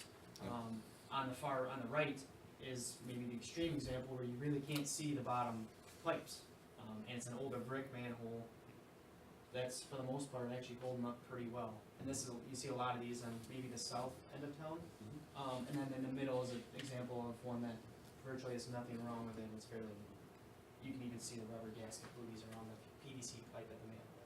I'm trying to think if it was Chesaning that has the equipment that can go into a storm sewer and cut the They roots used to out. borrow a Vector truck years ago. We used to borrow that and cut but things. that Yep. hasn't happened for a long time. Yep. Okay, because they did Done it to that before, Sanderson haven't you? Street. Long- long They time. broke it that one year down Chestnut Street. If you Yeah. get carried away, you can, Yeah. Well, and that's the thing with old pipes like that, when you're starting to root cut, you really need to be careful, because Yeah. if you do it too hard, you start Especially if you don't have a map or you have start, any idea where you it's start going. breaking the pipe, and actually Corby, was starting to break pipe, and we had to tell him to, let's take it a little easier, and let's try to get as much footage as we can, televised, and, let's do less root cutting right now, so we can figure out more of what's going on. Okay. How critical do you rate this? How critical? Are you having flooding problems that you're getting complaints about? In spots. Not really. We Not did and we major. fixed it. Sanders, Chesaning Street, they fixed just a Yep. few years ago. There are areas that we know of right now that do flood on a regular basis, particularly along Chesaning Street where the county drain is.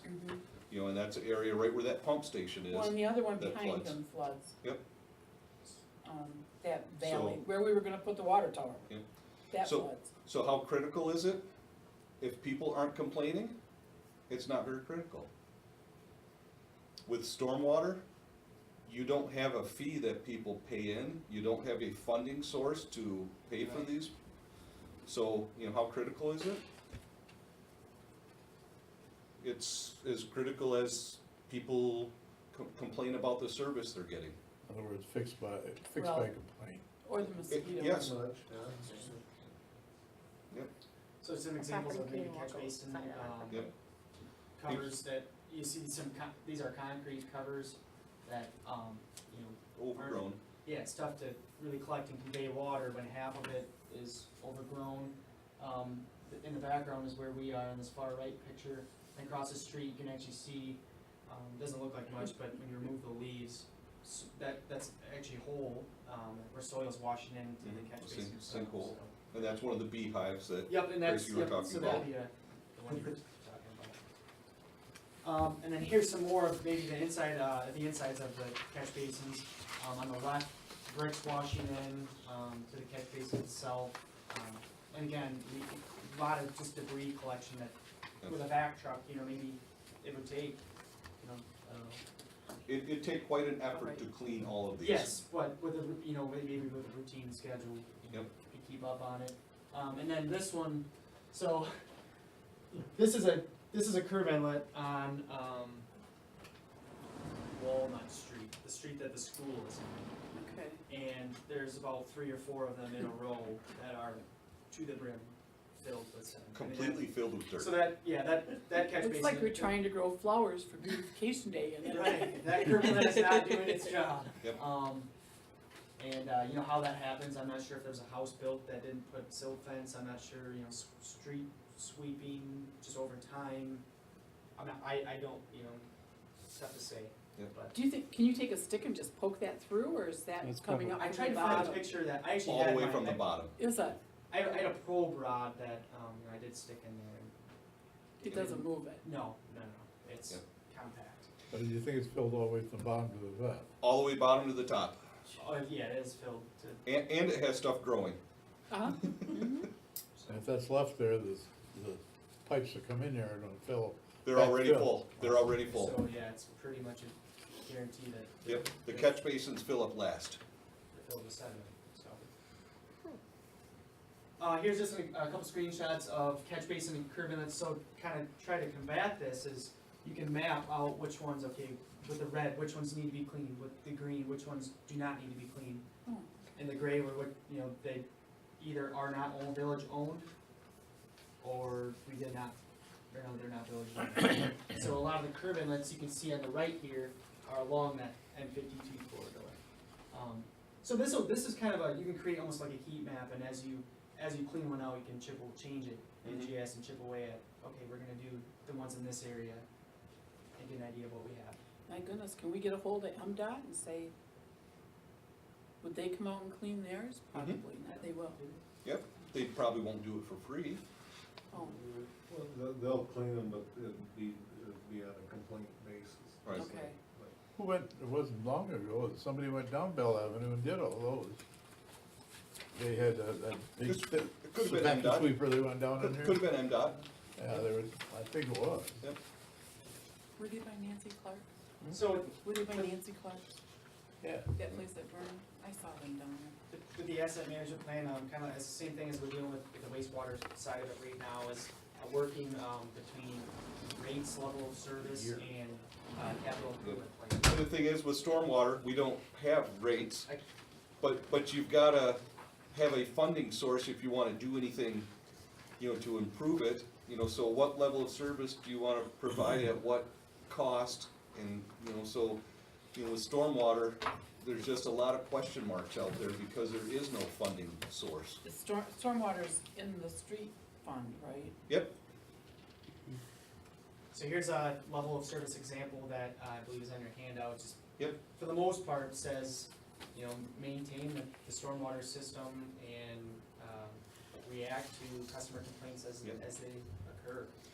what we did is, you know, for some other clients, you know, for some other communities that are very similar to this and in a similar, you know, status, you know, they said, you know what? We don't have the money to do anything with storm sewer. We don't have a funding mechanism to do anything with storm sewer. So our level of service for storm sewer is, when somebody complains, we're gonna go take a look at it and do something. And so, you know, that's kind of the level of service document that you have in front of you that I handed out is, you know, something just for you to consider as a part of the asset management plan report. We need to have a level of service document. That is the document that we have kind of drafted and, you know, as a draft document for you. and it's got a statement, you know, for what Neil just read, you know, what are your goals, and then how do you measure those goals? And a lot of it is based on customer complaints. You know, if somebody floods and they complain, Don's gonna go take a look at it, say, you know what, we need to suck out that manhole. You know, or we need to borrow Chesning's truck and roto-root out the sewer. You know, and that's really the extent of, you know, what you're doing with stormwater. Does Act 51 require any money to spend on stormwater? It doesn't. We have a drainage division, but it has very little money. They Okay. don't require that we split it up that way. Okay, it's not part of, No. okay.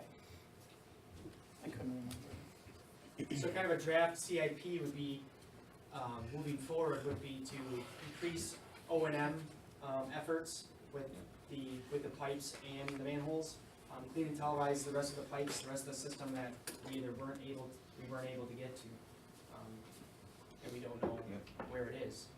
So the way you're gonna improve your system is just by maintenance, you know, to have somebody, you know, clean the manholes and the pipes, to borrow a truck and have, you know, your crews go and clean the pipes.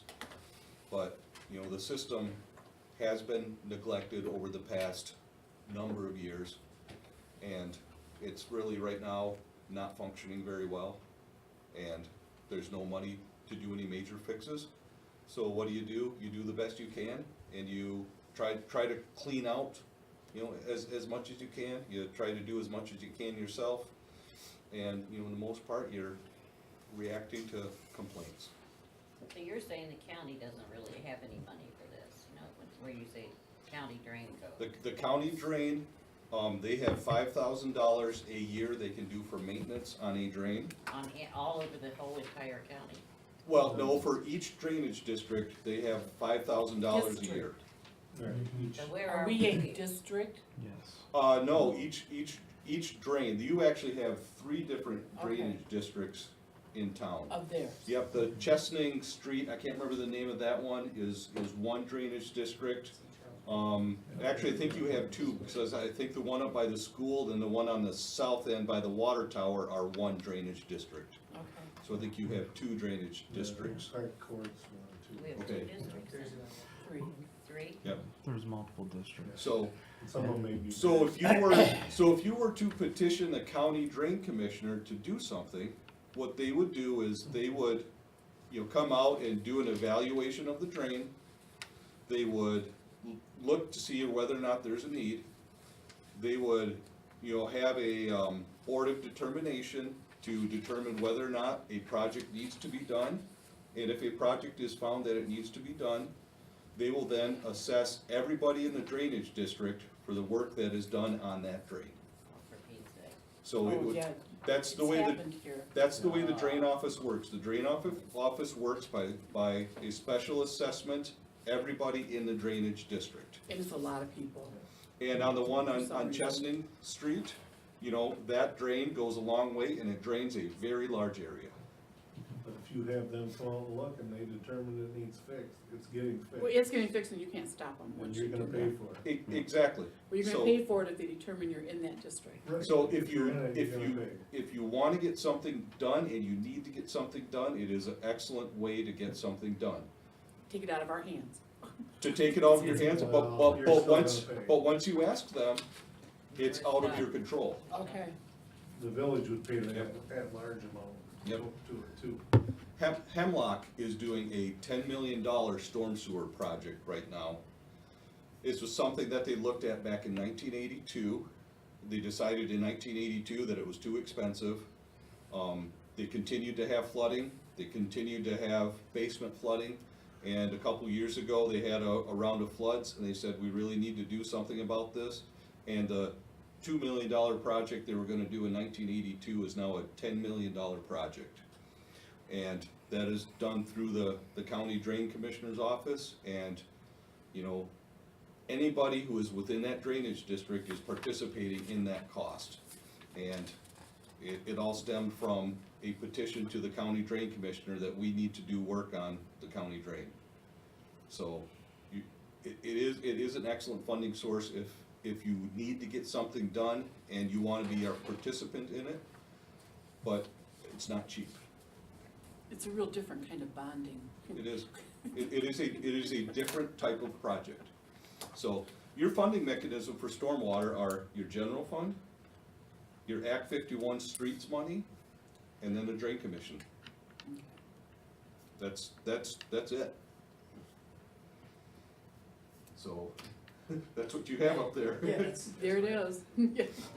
So, you know, really, for the stormwater, you know, what we are recommending is, you know, increase your operation and maintenance, you know. You probably don't need to buy a sewer truck, you know, a Vector truck, but, you know, borrow Chestnings, or some communities are sharing them. They're going into the cost together. You know, getting city sewer cleaners to do, you know, $10,000 a year or There's something, companies that do that, aren't you know, there? to clean and televise them. I mean, Yeah, cause the new banker tried to buy $500,000. So we can't afford that, Yep. So there are some communities are going in on them together. But, you know, unfortunately for storm sewer, I don't have a lot of good news, but on the other Well, hand, Even if you got 4 to go in, it's still $100,000 and some to get it. Yeah. None of this is good Yep. news, though. so what No, we're but it's okay recommending. news, I mean, we know we've Yep. had this problem. So what we're recommending is, you know, increased operation and maintenance. You know, there has been a lack of maintenance over the years. We would like to see some sort of cleaning and televising program to get to the other pipes that, you know, the other 80% that we couldn't get to. At the pump station, you have replaced the pumps, but there are a few, it looks like they could use some minor repairs, some floats, you know, some of the controls, the chains on the floats, you have duct tape Now, these or- are just dike pumps, right? These are just the dike Yeah, these are- pumps. yeah. You know, some of them, you know, there's some duct tape holding I know, things do together do and they stuff still like come that. out and, does the Army Corps of Engineers still come out and check those? They haven't since I've been here. They haven't. I think they do periodically. They but do. I think so, Yeah, they used to come out almost every yeah. other They would year. usually inspect the dikes and I Yep. think the pump stations also. And then we're recommending, you know, just some of those, you know, minor repairs on the pump stations, you know, and then, you know, as a general rule of thumb, you're gonna react to customer complaints, petitions. If you do a street project, we're gonna look at the drainage and see if something needs to be done. We do think that having some sort of master plan in place that, you know, if we were to replace everything, you know, this would be a 30-inch pipe, this would be a 24-inch pipe, this would be a 12-inch pipe. So when we go through and look at the streets and we know that we wanna do this section, we're putting in the right size pipe. So I do think some sort of master plan would be a good idea. That's not something you Do would we have. have one of those for Walnut Street? You probably don't remember. I don't remember. Going out Walnut Street, there's Yep. that ditch. And people on their own threw pipe in the ground. Yep. And buried it. And then the next person wouldn't, and then they would, and then they wouldn't. So I'm pretty sure we had a plan drawn up that says, if you're gonna do this, this is what you're gonna do. Yep. You're gonna put this size pipe in, because we had a terrible time with backup and leaves and stuff. Yep. Because some guy might put in this big of a pipe. Some guy's got some 4-inch call pipe it sitting good. behind the barn, the Yeah. other guy has some 8-inch that his And I uncle think- has. So I and- think Walnut Street has a plan somewhere if you wanna, I think you know, hunt it 20-some down. years ago, Spicer did do, Yeah. they evaluated. They it. came in and told us what we need to put in out But they- there. On Walnut Street. On Walnut Yeah. Street, West Walnut. Yeah, He Yep. did, he had a Yep. big rain event Yep, that he blew was one of the the ones. tile off, it Yes. was across Yep. the wall up by the golf course. Yep. there. So that might have been part of the county drain project too. I The think we village did that hired on our Spicer own. to just we did it Okay. on our own, say, here's what the elevation. cause it was should becoming such a Yeah. mess out there Yep. that, So we do think it would be worthwhile, you know, to have that master plan put together. It's, you know, not really, I mean, we can look at it a little bit as a part of the SAW, but we just don't have the resources to lay out the whole master plan under the SAW project. But I do think it is something, you know, looking forward that would benefit the village. So, you know, stormwater, that's what we're recommending. You know, the capital improvement plan, we don't really have one because there isn't any funding. But I do think it would be prudent to do some planning. So with that, I mean, John, you want to have anything to add on the stormwater funding? I haven't looked at your streets funds or your general fund, but, I'm assuming there's not a ton of money there. Do you have a streets plan? For, We are working on the asset management okay, plan. so you're working on streets too? Yep. Okay, so that'll give us an idea. Yep. The idea is to put all these together and then see what might be left to Correct. apply to storm. Yep. So with that, I'd be, happy to answer any questions, and we've been kind of having a good dialogue here, but. Just a lot to think about. Absolutely. In other words, go home and study.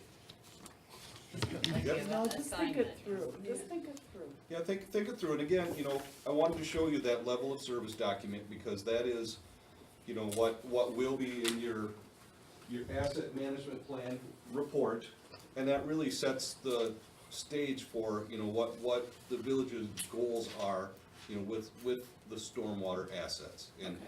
what we're saying is, the goal is, we're gonna If it's plugged. answer customer complaints. Yep. I say yeah. You all agree with that? Yeah, Yes. got enough money So I going mean, on. and that's basically all that we have the ability to do. Right. It is, it's really nothing else we can do. And we have, our street sweeper has a mini vac on it that we use to unplug the pumps and stuff like that. We might be able to utilize that to clean out some catch basins here and there, but But if it's it's not packed- meant for that. If it's If packed, it's not packed gonna in, work. it's not gonna do anything, is it? I mean, that's just for loose soil, It'll isn't it? It can, It'll suck it up. Will it'll take It's you just some time, small. but it can be. It's done. just got a small tank. It has a small tank. We'd Okay. have to run it back and forth. But it is powerful enough to, Oh, yeah, it can clean base. It can catch clean. basin. It's just got a small tank where, big Vector truck, you can do more of them before you Right. have to dump it and get more Right. water, Yeah. so. That's all I have. Thank you. yeah, thanks, John. Anybody have any questions? That is done.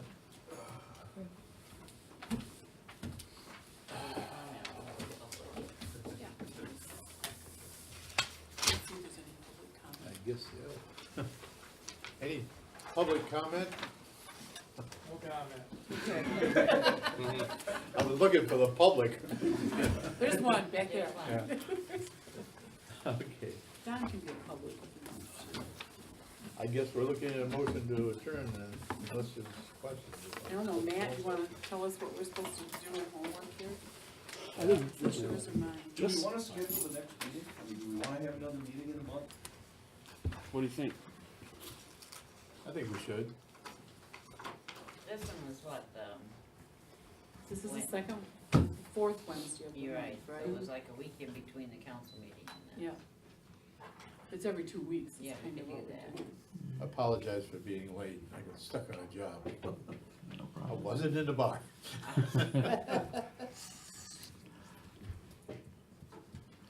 I would say if you wanna have another meeting in a month, that you should have a goal in mind. Like, what do we wanna do by the next I meeting? think they're looking for an Good idea. answer so he can go on with whatever it is he's doing, isn't it? Yeah, so the homework would be basically to think about the level of service that you think is acceptable to the community. And Scenario number 4, scenario number 2. right, and kind of identify what you individually think is doable or what is necessary. I think we need to get to a point where we've made all the decisions we need to make until we see a whole big. Yeah, can we discuss it at our next meeting and then have the answer? Yeah, is the next meeting really big? The next council meeting? Yeah. I can't think of anything at the moment. On the 8th? I think we should have all of our questions before the 8th. Have an answer or good. Yep. If There's we nothing are- else you need to explain to us, right? Well, I was gonna try to Or is it present, water? I was gonna try to present the water. Just in the water, yeah, it's gonna be a- Okay, how late do you guys wanna stay at a council meeting? Or how early do you wanna come? Because Right, I was also gonna we could come suggest, yeah. before and be done at 7 and hold the council meeting and go home. I'm not gonna have the water ready in 2 weeks. Okay. Then I guess we should do one more, like on the 22nd. Really? Is that okay with you over there? Is that okay with you, Matt? Let me look at a calendar and make sure we don't have a It's on the planning commission. 22nd. Oh, it'll be a Wednesday. Yep. We will have to probably move our park committee. It's the 4th Wednesday of the month, same as this Okay, one. so it'll be the third. Because the first Wednesday is a first. Yeah, that's perfect. 5:30, fine? Oh, you're here, take it over. You're doing good. Better than you keep. What do you think, 5, do you like 5, I like 5, I like I like 5:30. 5:30 is good. 5:30 was good. Yeah, Just have to schedule ourselves, so it's stuck on something. yeah, well, he sent So, out a thing. on the Yeah, I got you. Okay, Council meeting. Yes. the 8th is the regular council Yeah. meeting. So look at May 22. Oh, my deposition's on Wednesday. Yeah, they are. Oh, wait, is that your prep, I think, aren't they on That's the Thursday? prep, they're on Thursday. Are they at 2 o'clock? I don't know what time mine is on Okay. Thursday. Mine, I think it's 2 because I have meals at Give me noon. a date. And mine's maybe 3, because I think I'm the last one. Okay. Diane, what time is your deposition? I have to look, I wrote it down at home. Okay. I don't understand. No, it's just the 3 of us for some reason. So we were looking at May 22 at 5:30, right? Yep, That's good for me. sounds good. Okay, with everybody done that? Yeah. Yeah, it's whatever John Matt, what you said made a lot of sense to me, Next time, call me over. to go by the project Well, or you medium or. didn't show up, and I just Yeah. thought that I was think all. we'll find a mix It got that's to be more 25 comfortable. after, Now, where is he? You know, You're we'll always probably at end up 4. still paying pretty Yeah. high rates, Yeah. but when you think about it in the context of Yeah, how low we are now and compared to other people, in order to provide basic services, we'll have to pay for it. Yeah, I agree. that's why they live in the village. I'm with you. You know what would be really helpful is to find out what other places are charging. We actually have that and I keep forgetting to bring it. Okay. Don and Marguerite did a really good analysis that, I'll Because I get, think people here are gonna be surprised to see what other people are charging. I'll email that to you guys. We are on definitely the lower end. We are. We are. Well, that's good to know. Well, we're That gonna- that would be good for the people to know. I mean, you don't base your rates on other communities, but at least they'll know where they stand. Yeah, Right. at least they'll know it's really not worth the effort to move. I mean, Right. you can look at it. Unless you wanna go into the city of Saginaw, they're about the lowest. I mean, you guys, I think. you can look at it too, They like, still pay right about what we do.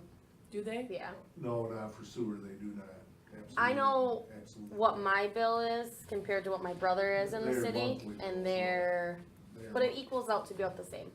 From what my brother pays and what we pay. I know on the sewer side, it's not even close, They charge a lot more for a sewer. lot more. You've got a huge bond to pay off. Well, they can afford to do it for water, cause we all give them money. Previous community like that, they That's the actually truth.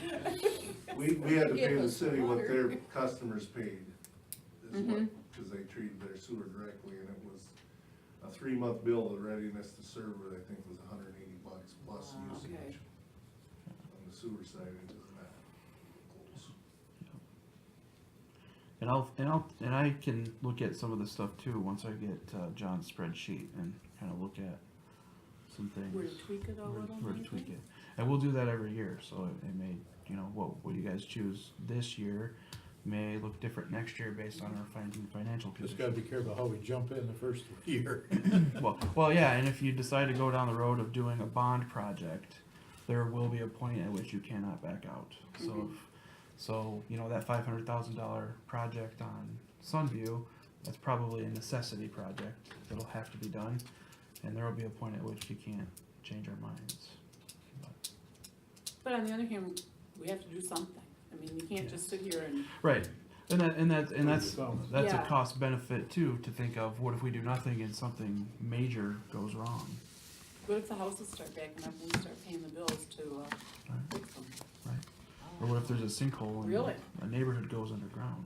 That happened downstate. We don't already have. That's- When we lived on Sanderson Street, and I'm talking 50 years ago, we had standpipes in the basement to stop it from, the sewer from backing up into the house. Everybody had standpipes, which they told us could implode your walls. So, I'm not sure what, I'm not sure they knew it back then, but that's what everybody did. I know people in Saginaw Township that had that happen, in Saginaw Township, of all places, and it was nasty. That little house I got, that's what happened, the walls imploded. Did they? They had to dig it all back out, there was a lot of over there. Okay. Do we need a motion to adjourn? Yes, I make a motion, we adjourn. All those in favor? You didn't have a Aye. second? I'll support. Good job. Thanks, we're great. Okay, all in favor. No, all in favor. All those in favor? Aye. Aye. Opposed?